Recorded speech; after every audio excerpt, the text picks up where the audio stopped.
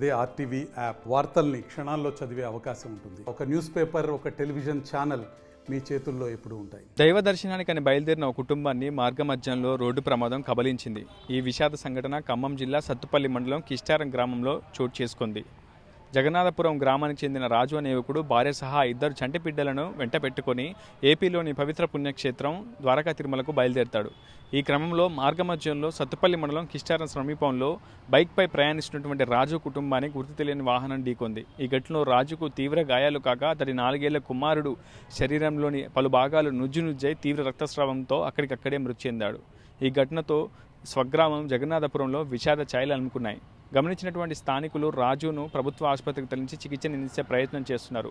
మరోవైపు కళ్ళ ముందే కన్న బిడ్డ శరీర భాగాలన్నీ కూడా నుజ్జై తీవ్ర రక్తస్రావంతో ముచ్చడంతో ఆ కన్నతల్లి గుండె తల్లడిల్లింది.